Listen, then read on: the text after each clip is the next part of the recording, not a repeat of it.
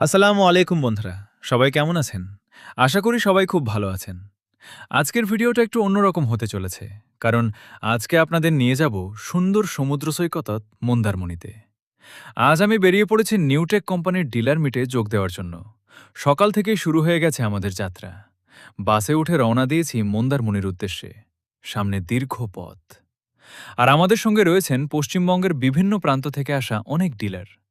বাসের মধ্যে গল্প, আড্ডা আর আনন্দ করতে করতেই কেটে গেল অনেকটা সময়।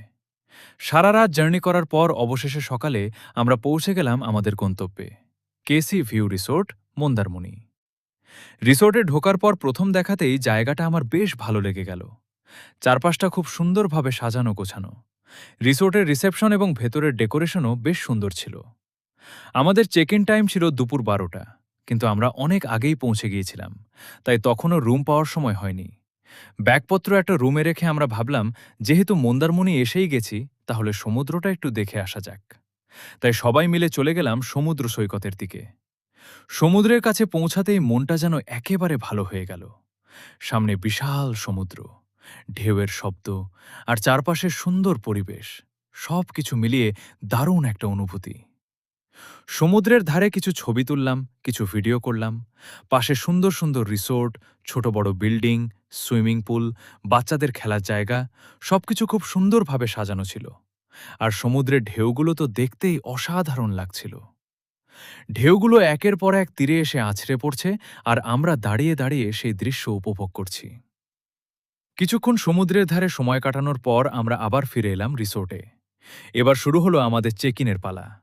আমাদের সঙ্গে একসঙ্গে অনেক মানুষ এসেছিলেন। সংখ্যাটা 100-রও বেশি হবে। পশ্চিমবঙ্গের বিভিন্ন জায়গা থেকে তো ছিলেনই, পাশাপাশি পাশাপাশি ঝাড়খণ্ড, বিহার, আসাম, এমন বিভিন্ন জায়গা থেকেও অনেক ডিলার এসেছিলেন।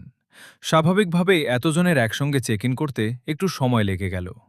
অবশেষে প্রায় দুপুর 2টো নাগাদ আমরা আমাদের রুমে ঢোকার সুযোগ পেলাম।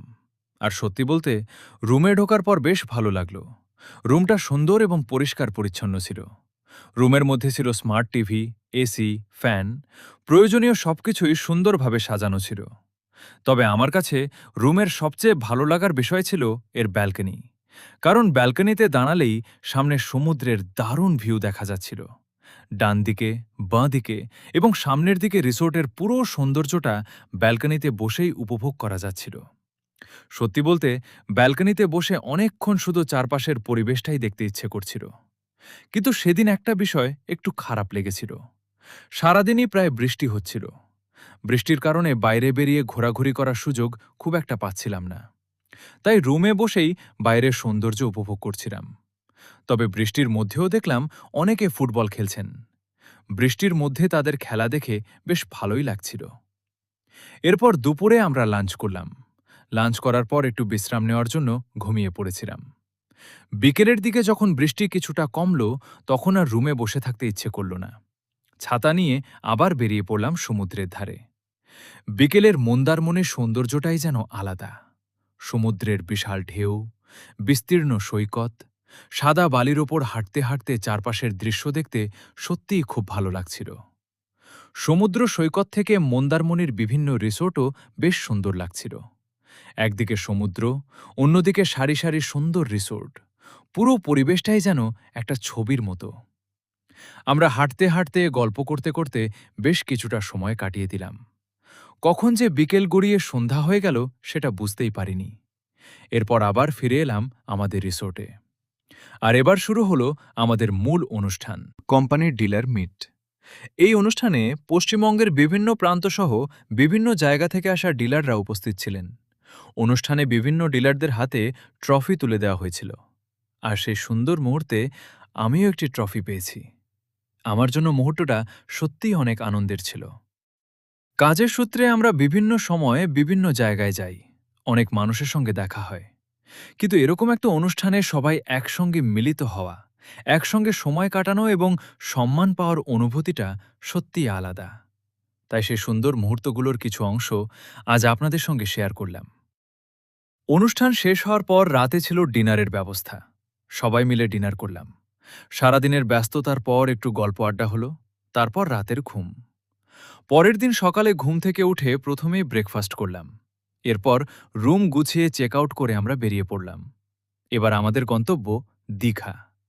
তবে দীঘা যাওয়ার আগে আমার একটা জায়গায় যাওয়ার খুব ইচ্ছা ছিল, দীঘার মোহনা। তাই আমরা প্রথমে চলে গেলাম মোহনার দিকে। মোহনায় পৌঁছে একেবারে অন্যরকম একটা পরিবেশ দেখতে পেলাম। সেখানে বিভিন্ন ধরনের সামুদ্রিক মাছের বাজার বসেছে। ইলিশ, পমফ্রেট, টুনা সহ বিভিন্ন ধরনের মাছ চোখে পড়ল। পাশাপাশি ছিল কাঁকড়া, চিংড়ি এবং আরও অনেক ধরনের সামুদ্রিক মাছ। মাছের বাজারটা ঘুরে ঘুরে দেখলাম। এত রকমের মাছ একসঙ্গে দেখতে বেশ ভালোই লাগছিল। মোহনায় কিছুটা সময় কাটানোর পর বিকেলের দিকে আমাদের আবার রওনা দেওয়ার সময় হয়ে গেল, কারণ আমাদের বাস ছিল বহরমপুরে ফিরে যাওয়ার জন্য। তাই ধীরে ধীরে আমরা আমাদের যাত্রা শুরু করলাম বহরমপুরের উদ্দেশ্যে। এই ছোট্ট সফরটা হয়তো সময়ের হিসেবে খুব বেশি বড় ছিল না, কিন্তু এর মধ্যে ছিল অনেক সুন্দর মুহূর্ত। দীর্ঘ বাস যাত্রা, মন্দারমনির সমুদ্র, বৃষ্টি ভেজা রিসোর্ট, ব্যালকনি থেকে সমুদ্রের দৃশ্য, ডিলার মিটের সুন্দর অনুষ্ঠান, ট্রফি পাওয়ার আনন্দ, আর সবশেষে দীঘার মোহনার মাছের বাজার। সব মিলিয়ে কোম্পানির এই ডিলার মিট আমার কাছে একটা সুন্দর স্মৃতি হয়ে থাকবে। আর সেই স্মৃতির কিছু মুহূর্তই আজ আপনাদের সঙ্গে এই ভিডিওর মাধ্যমে শেয়ার করলাম। আশা করি আমার এই ছোট্ট ভ্রমণের গল্প এবং ভিডিও আপনাদের ভালো লাগবে। ভিডিওটি ভালো লাগলে অবশ্যই একটা লাইক করবেন, বন্ধুদের সঙ্গে শেয়ার করবেন এবং আমার ফেসবুক পেজটি ফলো করতে ভুলবেন না।